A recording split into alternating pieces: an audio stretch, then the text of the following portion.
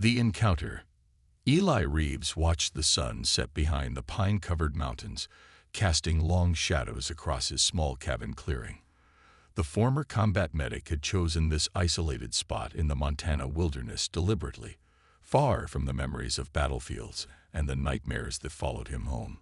2 years of solitude had dulled the edges of his trauma, but the silence had become its own kind of prison. He was stoking the campfire when the night sky tore open. At first, he thought it was a meteor, a brilliant streak of blue-green light cutting across the darkness. But meteors fell in straight lines. This object changed direction, wobbling and spiraling downward before crashing into the mountainside with a sound like thunder. Eli stood frozen, watching as trees at the impact site burst into blue flame. His first instinct was to turn away, to lock his cabin door and pretend he hadn't seen anything. But the medic in him, the part that had saved lives under artillery fire, couldn't ignore the possibility that someone needed help. "Damn it," he muttered, grabbing his emergency kit and a flashlight. The hike took nearly an hour, following the eerie blue glow through dense forest.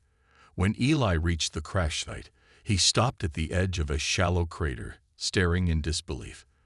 This wasn't an aircraft or satellite. The object was oval-shaped, approximately 20 feet long, with a seamless metallic surface that reflected the moonlight with an iridescent shimmer. No nation on Earth had technology like this. Part of the hull had split open, revealing a dark interior. Eli approached cautiously, shining his flashlight inside. The beam illuminated what appeared to be a small chamber with curved walls covered in swirling patterns that seemed to shift and move as the light passed over them. A sound, a soft wheezing gasp, made him jump. "Hello," he called, voice barely above a whisper. "Is anyone hurt? I'm a medic." Another gasp, followed by a weak clicking sound. Eli climbed through the ruptured hull, his medical training overriding his fear.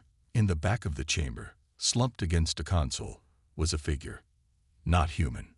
The being was slender, with long limbs and iridescent skin that seemed to pulse with subtle patterns of light. Its head was elongated, with no visible nose but large almond-shaped eyes that reflected his flashlight with a silvery gleam. A dark fluid leaked from a wound in its torso, pooling on the floor. The alien watched him without moving, its chest rising and falling in shallow, ragged breaths. I want to help," Eli said, approaching slowly with his hands raised. "I'm a medic, a healer." The being's eyes blinked, a sideways motion, and then it raised a 6-fingered hand toward him. Its skin had a translucent quality, with visible vessels pulsing beneath the surface. "Human." It spoke, the word emerging as a whisper that seemed to bypass his ears and resonate directly in his mind. "Too late for me." Eli knelt beside the alien, medical instincts taking over as he assessed the wound. "Let me try. I've treated worse." "No time." The alien's hand gripped his arm with surprising strength. "The harvesters, following me." Its chest heaved with effort. "Must preserve the archive." Before Eli could respond, the alien's fingers began to glow, intricate patterns of light spreading from its skin to his. He tried to pull away, but his muscles wouldn't respond. A strange warmth traveled up his arm and spread throughout his body. "What are you doing to me?" he gasped. "Giving you everything," the alien whispered. "Last guardian, my people, now you." The light intensified, becoming almost blinding. Eli felt a burning sensation in his veins, as if his blood had been replaced with liquid fire. Images flashed through his mind. Vast cities of crystal and light, beings like the one before him moving through these structures, stars exploding, ships darker than the void between stars, screams of terror and pain. Then, as suddenly as it had begun, the light faded. The alien's grip on his arm loosened, and its eyes dimmed. "Your name," Eli managed to say. "Tell me your name." "Nix," the alien whispered, the word flowing like music in his mind. "I am Nix, last guardian of Luria." "Now," "You are guardian." The patterns of light beneath its skin faded to dull gray, and the being, Nyx, went still. Eli sat in stunned silence, cradling the alien's body as reality slowly reasserted itself. His arm burned where Nyx had touched him, a complex pattern of light still visible beneath his skin, pulsing in rhythm with his heartbeat. He didn't know how long he remained there, but the sound of approaching helicopters eventually broke through his daze. Black helicopters with no identifying markings, not military, not civilian. Someone had tracked the crash. Instinct told him to run. Whatever Nyx had given him, whoever was coming in those helicopters wouldn't understand. They would take him, study him, dissect him if necessary, to get what the alien had transferred. Eli gently laid Nyx's body down and slipped out of the craft. As the sound of rotors grew louder, he disappeared into the forest, moving with a new awareness of his surroundings. Every sense seemed heightened. He could see clearly despite the darkness, could hear the heartbeats of small animals hiding in the underbrush. By the time he reached his cabin, he knew he couldn't stay. Throwing essential supplies into a backpack, Eli paused at the small mirror by the door. His reflection made him freeze. His eyes, once dark brown, now had flecks of silver that caught the light like tiny stars. The pattern on his arm had spread, faint luminescent lines tracing the paths of his veins, and when he pressed his fingers to his wrist, he felt not one pulse, but two, his heart, and something else, something new, beating in perfect counterpoint. "What am I becoming?" he whispered. As if in response, a voice echoed in his mind. Nyx's voice, though the alien was dead. The last guardian. The archive bearer. The bridge between worlds. Eli shouldered his pack and slipped out the back door as lights appeared on the road to his cabin. Whatever was happening to him, whatever Nyx had given him in those final moments, he knew one thing with absolute certainty. His old life was over. He was something new now, something more than human.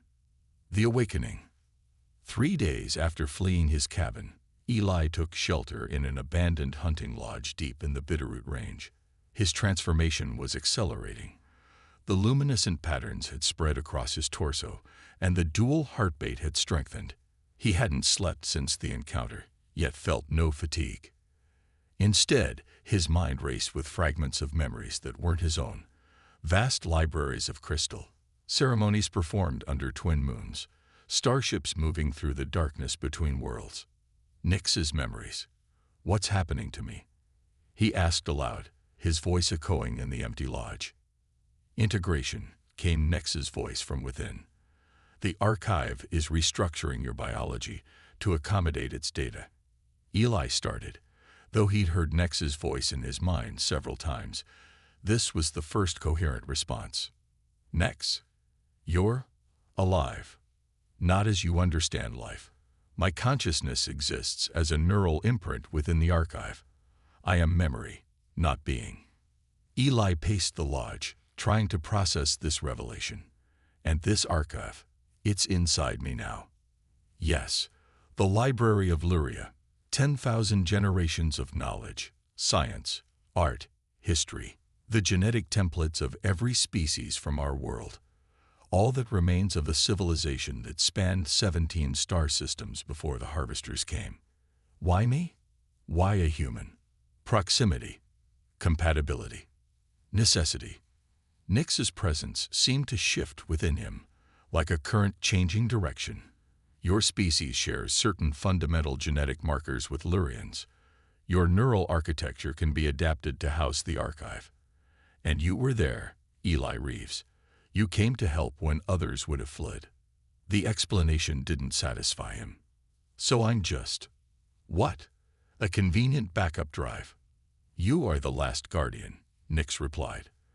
"The final hope for an entire civilization." Before Eli could demand more answers, pain lanced through his skull. He fell to his knees, clutching his head as images flooded his mind. Massive black ships shaped like jagged obsidian shards. Mechanical tendrils tearing through Lurian cities. Beings half biological, half mechanical methodically harvesting organs, and neural tissue from Lurian bodies. What are they? He gasped when the vision subsided. The harvesters. They consume civilizations, technology, biological components, knowledge, integrating what they find useful, discarding the rest. They destroyed Luria, and they sensed the archive's activation when I transferred it to you.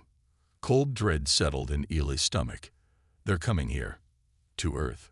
One hunter ship, small, but lethal. It will track the archive's energy signature. Eli moved to the lodge's window, scanning the night sky. How long do we have? Days, perhaps a week. And what am I supposed to do against them? I'm just a medic. You are becoming more. Nix's presence seemed to expand, flowing through his consciousness like a warm current. The archive doesn't just contain knowledge, it contains power. As if triggered by these words, Eli felt something shift within him. The patterns on his skin brightened, and energy surged through his body. He raised his hand instinctively, and a pulse of blue-white light erupted from his palm, blasting a hole through the lodge wall. He stared at his hand in shock. What the hell? Quantum manipulation, the foundation of Lurian technology. Your cellular structure is now capable of channeling and directing energy directly from the quantum field. Before Eli could process this, the distant sound of helicopter rotors reached his ears. Impossibly distant, yet he could hear them clearly. His enhanced senses had detected them miles away. Time to move, he muttered, gathering his few possessions. Wait, Nix's voice held urgency.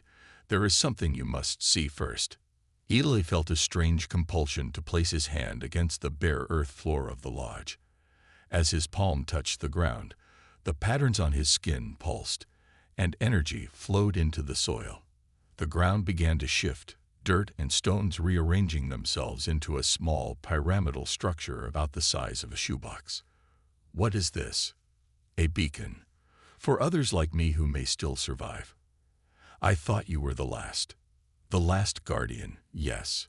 But there were Lurian outposts, research stations, diplomatic missions to other worlds. Some may have survived. This beacon will call to them and warn them of the harvester presence.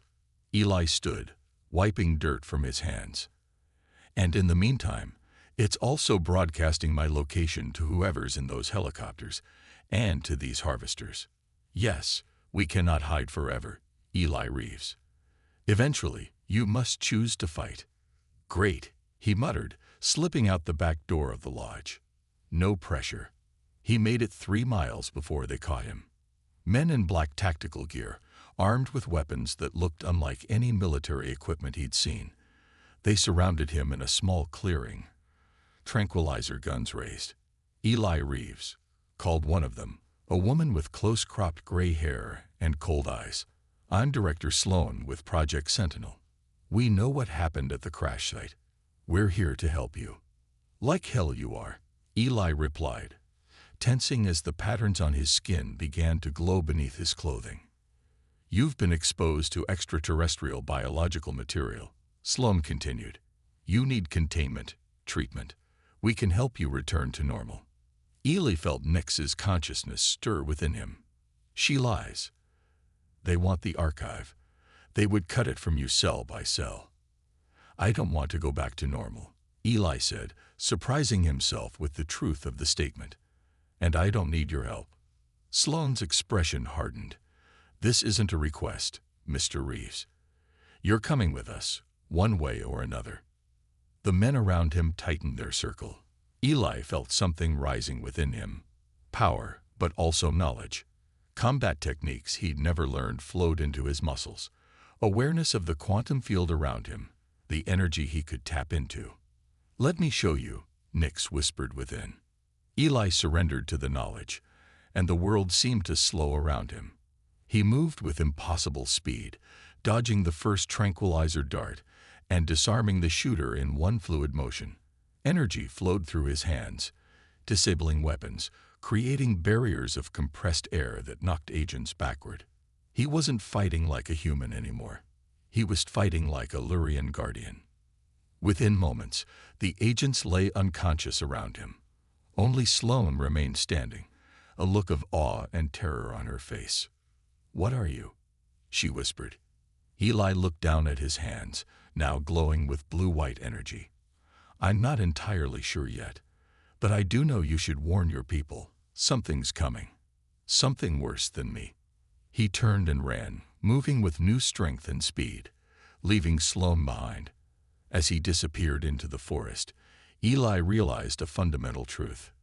He could never go back to being only human. And perhaps humanity would need what he was becoming. The hunted. "They're tracking the energy signature," Eli muttered, crouching in the shadow of an abandoned grain silo. A week had passed since his encounter with Project Sentinel, and his transformation had progressed rapidly. The luminescent patterns now covered most of his body, and his eyes had changed completely. Still human in shape, but with irises that shifted between deep blue and silver, depending on his emotional state. "Yes," Nex's consciousness replied. "Both the humans and the Harvester Scout. Your emissions are distinctive. Can't you turn it off?" Eli peered around the edge of the silo. In the distance, black SUVs moved along the highway, methodically searching each side road. "The archive cannot be deactivated. It is integrating with your cellular structure, rewriting your DNA. The process generates quantum fluctuations that can be detected." Eli sighed. "So I'm basically a walking beacon. For now. Once integration is complete, you will have greater control." A low rumble made Eli look up. Storm clouds were gathering, though the weather report he'd heard earlier had predicted clear skies. These clouds moved unnaturally, swirling in a spiral pattern directly overhead. "That's not natural, is it?" "No. The Harvester Scout has entered the atmosphere. It manipulates weather patterns to mask its approach." Fear tightened Eli's chest. "What can we do?" "We must complete the integration. Now, before they find us." "How?" "Find water. Deep water." Eli remembered a lake he'd passed earlier, about a mile east. Without questioning why, he began running, his enhanced physiology allowing him to move at speeds no ordinary human could match. He reached the lake within minutes and stood at its edge, watching as the strange storm clouds drew closer. "Submerge yourself. The water will catalyze the final phase of integration." Taking a deep breath, Eli waded into the lake and then dove beneath the surface. The moment he was fully submerged, the patterns on his skin flared with brilliant light, illuminating the murky water around him. Energy pulsed through his body, and he felt something fundamental changing in his cellular structure. Knowledge flooded his mind, not in fragmented flashes as before, but in a coherent stream. The history of Luria unfolded before him. Their evolution from aquatic beginnings, their development of quantum manipulation technology, their peaceful expansion through their star system and beyond. He saw the first contact with the harvesters, creatures that had once been biological but had merged with their machines, becoming something that existed in the boundary between organic and artificial. They consumed civilizations, not out of malice, but from a cold, calculating drive to optimize themselves by incorporating the strengths of others. The patterns on Eli's skin pulsed one final time, and then sank beneath the surface, becoming part of his cellular structure. He no longer needed to breathe, he realized. His body was extracting oxygen directly from the water through his skin. A new sense awakened within him, a perception of the quantum field that permeated everything. He could feel the energy signatures of fish in the lake, of birds flying overhead, of the Project Sentinel agents now gathered at the lake's shore. And something else, something vast and hungry, descending through the atmosphere. Eli surfaced, emerging from the lake to find himself surrounded by armed agents. Director Sloane stood at the forefront, a specialized device in her hands that was pointed at him like a weapon. "Eli Reeves," she called. "We've been authorized to use lethal force if you resist again." Eli studied her, his new senses detecting the fear beneath her confident exterior. "You don't understand what's happening, Director. There's something coming." Something that makes me look like a minor concern. The second contact, she replied, surprising him. We've detected it entering Earth's atmosphere. Then you know we don't have time for this. Those creatures destroyed an entire civilization. They'll do the same to Earth if they're not stopped. Sloane's expression remained hard. And you expect us to believe you're our protector? You're as alien as they are now. Before Eli could respond, a piercing sound cut through the air, a high-frequency pulse that made the agents clutch their ears in pain. Eli felt it differently, as a disruption in the quantum field. The clouds overhead parted, revealing a dark shape descending, a vessel like a jagged obsidian shard, its surface shifting and reforming as if alive. The Harvester Scout. They'd found us. Nex's voice was urgent in his mind. They will destroy everything here to reach the archive. Eli made a split-second decision. Director Sloane, get your people to safety. That thing isn't here for you. It's here for me. Why should we? Because I'm the only one who has a chance against it, Eli shouted. Look at that thing and tell me your weapons will make a dent. As if to emphasize his point, the Harvester vessel emitted another pulse, and every electronic device in the area, the agents' communications, their vehicles, even Sloane's specialized weapon, went dead. Sloane hesitated, then nodded sharply. Fall back. She ordered her agents. Emergency Protocol 7. As the agents retreated, Eli faced the descending vessel. What can I do against that thing? He asked Nex. The archive contains Lurian defensive capabilities. You can access them now. Eli reached into the knowledge that had become part of him, searching for weapons, defenses, anything that might help. He found it. Techniques for manipulating quantum energy to create barriers, projectiles, disruption fields. The Harvester vessel hovered above the lake, a hatch opening in its underside. A figure emerged, humanoid in basic shape, but with limbs that shifted between solid and fluid states, and a face that was a blank obsidian mask with no features except 3 glowing red sensors arranged in a triangle. Guardian, it spoke, its voice a metallic rasp that hurt Eli's ears. Surrender the archive. And if I refuse? Eli called back, energy already building within him. Then we will extract it from your remains. The Harvester raised an arm that morphed into a weapon, a cannon that hummed with dark energy. Eli didn't wait for it to fire. Drawing on his new knowledge, he created a quantum barrier around himself moments before the Harvester's weapon discharge.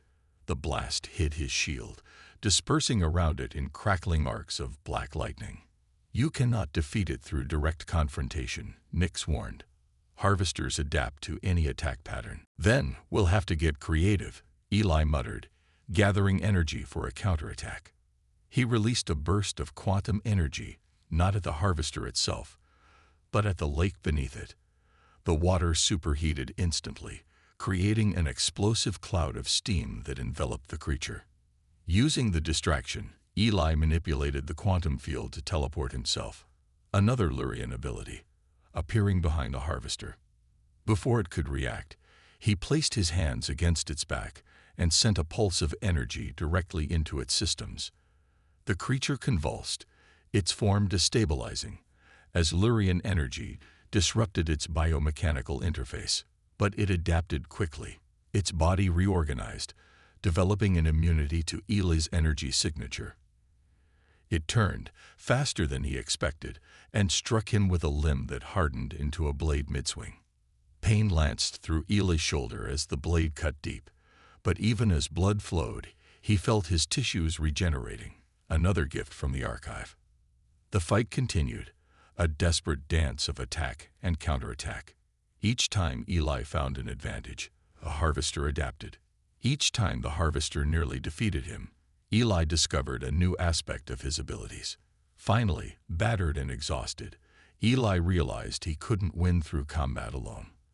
The Harvester was too adaptable, too resilient. The archive contains more than weapons, Nix reminded him. It contains understanding. Understanding. Eli paused, focusing not on attacking the harvester, but on reading its energy pattern, its fundamental structure. The knowledge in the archive helped him see what the creature truly was, not just a predator, but a system seeking optimal functioning.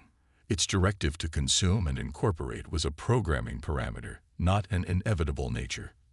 "You don't have to do this," Eli called to it, lowering his defensive barriers in a calculated risk. "The archive contains knowledge that could help you evolve beyond consumption." A harvester paused, its sensors focused on him. "Explain." Lurians found pathways to advancement that don't require assimilation of other species. Symbiosis, not consumption. It's more efficient, more sustainable. "Prove this assertion," the harvester demanded. Eli took a deep breath and did something that terrified him. He opened a controlled connection between the archive and the harvester's systems, allowing it to access specific information about Lurian symbiotic technologies. For a long moment, the harvester stood motionless, processing. Then its form shifted, becoming less jagged, more fluid. "This data requires analysis," it finally said. "We will withdraw to consider these alternative parameters." Relief flooded through Eli as the harvester retreated to its vessel. The black ship rose into the clouds, then accelerated upward until it vanished from sight. "You took a great risk," Nix observed. "It may return with others once it has analyzed the data. Or it might spread a new idea among its kind," Eli replied. "Sometimes understanding is more powerful than weapons." He turned to find Director Sloan standing at the edge of the clearing, watching him with an unreadable expression. "It's gone?" she asked. "For now," Eli answered honestly. "But there will be others. Earth needs to prepare." Sloan studied him for a long moment. "And where do you fit in that preparation, Eli Reeves? Are you human enough to stand with us, or alien enough to be a threat?" Eli looked down at his hands, still human in shape, but now harboring power and knowledge beyond humanity's current understanding. "I'm both," he said. "And maybe that's exactly what Earth needs right now." The Guardian. 6 months after the confrontation at the lake, Eli stood on the observation deck of Project Sentinel's new orbital platform. Earth hung below, a brilliant blue sphere against the blackness of space. His reflection in the viewport showed how much he had changed, still recognizably human, but with silver blue eyes that shimmered with internal light and skin traced with faint luminescent patterns that pulsed in rhythm with his dual heartbeat. "The Chinese delegation has agreed to contribute their quantum computing resources," Director Sloan said, stepping onto the deck behind him. Their relationship had evolved from adversarial to an uneasy alliance after the Harvester encounter. "That brings our total to 27 nations actively participating in the defense initiative." "It's a start," Eli replied. "But we need more. The Harvesters aren't the only species out there, and not all of them will be hostile. One threat at a time, Reeves." Sloan handed him a tablet displaying a 3-dimensional model of a defense system, a network of satellites designed to detect the quantum disturbances created by incoming vessels. Eli studied it briefly, then placed his hand on the tablet. The patterns on his skin brightened momentarily as he interfaced directly with the device, modifying the designs with Lurian technology. "This will be more effective," he said, returning the tablet. "It will not only detect vessels, but can establish communication with non-hostile species." Sloan accepted the modified plans without comment. She had grown accustomed to his abilities, though she still watched him with a mixture of awe and wariness. "The Security Council is meeting in an hour," she said after a moment. "They want your assessment of the latest deep space readings." Eli nodded. "I'll be there." After Sloan left, Eli returned his gaze to Earth. 6 months of integration with the archive had given him perspectives no human had ever possessed. He could perceive the web of life covering the planet, the delicate balance of ecosystems, the potential of a species still in its adolescence. "They are adapting remarkably well," Nix observed. The Lurian's consciousness had become a constant companion, less distinct from his own mind than it had been initially. Few civilizations could accept such rapid exposure to interstellar realities. Necessity is a powerful motivator, Eli replied. They know they're not alone in the universe now. They know there are threats out there. And opportunities. The archive contains technologies that could transform their society, which is why we're introducing them gradually. Humanity needs time to adjust ethically and socially to each advancement. Their conversation was interrupted by an alert from the station's systems. A quantum disturbance had been detected at the edge of the solar system, a large one. Eli accessed the data directly through his neural interface with the station's computers. Multiple signatures, he reported aloud for the benefit of the crew now rushing to their stations. At least 7 vessels, but they don't match harvester patterns. He expanded his consciousness, reaching out through the quantum field to sense the approaching ships. What he found surprised him. They're Lurian, he said in disbelief. Impossible. Nix's consciousness stirred with shock. All Lurian worlds were destroyed. Apparently not all Lurians, Eli replied. He turned to the communications officer. Prepare to receive a transmission. Non-standard frequency, quantum encrypted. Minutes later, a holographic projection formed in the center of the command deck. A Lurian figure appeared, tall, slender, with the same iridescent skin Nix had possessed, though this individual's patterns glowed with a greenish hue. Greetings, Guardian. The Lurian spoke, its voice resonating directly in the minds of all present. I am Elder Theron of the Last Fleet. We received your beacon. Eli stepped forward. I am Eli Reeves. The beacon was created by Nix, last guardian of Luria, whose consciousness survives within me. The Elder's large eyes blinked in the sideways motion characteristic of Lurians. Nix lives. This is unexpected joy. She exists as part of the archive now, integrated with my consciousness, Eli explained. We believed all other Lurians were lost to the harvesters. Not all, Theron replied. When the homeworlds fell, a small fleet carrying 10,000 of our people fled to the outer reaches of the galaxy. We have been searching for other survivors ever since. Your beacon is the first sign we have found. Hope surged through Eli, echoed by Nix's consciousness. You should know that Earth has had its first contact with a harvester scout. They know the archive is here. Theron's expression grew grave. Then we have arrived none too soon. The harvesters never abandon a target once identified. They will return in greater numbers. Earth is preparing defenses, Eli said, but we would welcome Lurian assistance.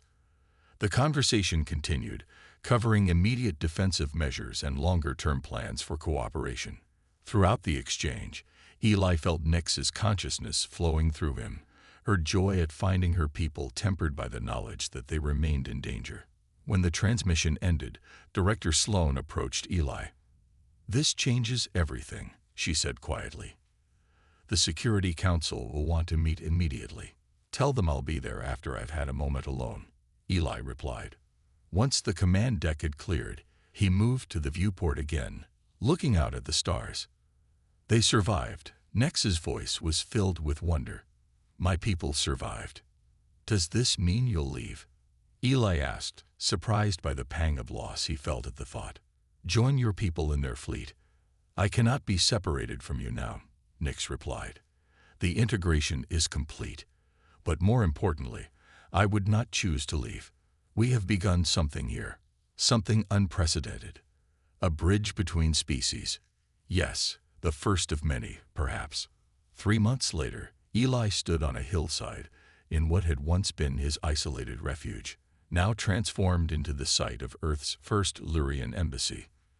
The last fleet had established orbit around Jupiter, its ships now part of a joint defense network protecting the solar system. Beside him stood Ambassador Theron and Director Sloan, watching as humans and Lurians worked together to construct a building that incorporated both Earth and Lurian architectural elements. The Harvester Collective has been silent, Sloan reported. Our deep space arrays show no sign of activity in this sector. They're analyzing, Eli replied. The data I shared with the scout contradicted their fundamental directive. It will take time for them to process alternatives to consumption. And if they reject those alternatives? Sloan asked. Then we'll be ready, Eli said.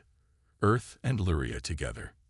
Ambassador Theron placed a six-fingered hand on Eli's shoulder. The union you represent, human and Lurian combined, has created something neither of our species could have achieved alone. You are the proof that symbiosis is superior to consumption. That evening, after the others had departed, Eli remained on the hillside, watching the stars appear one by one. The dual rhythm of his heartbeats had become so familiar he rarely noticed it anymore. The knowledge of the archive had fully integrated with his own, making him neither fully human nor fully Lurian, but something new. What are you thinking? Nix asked within his mind. I'm thinking about how one moment changed everything, Eli replied. You collapsed in my arms, and I thought that was the end. But it was just the beginning. For both of us, for both our peoples. In the distance, a shooting star streaked across the sky. Not an alien vessel this time, just a tiny piece of rock burning up in Earth's atmosphere. Eli watched it with new eyes that could appreciate both its scientific nature and its simple beauty. He had once sought isolation to escape his past. Now he stood as a bridge between worlds, carrying within him the legacy of one civilization and the hope of another. The guardian of two worlds, the first of a new kind of human.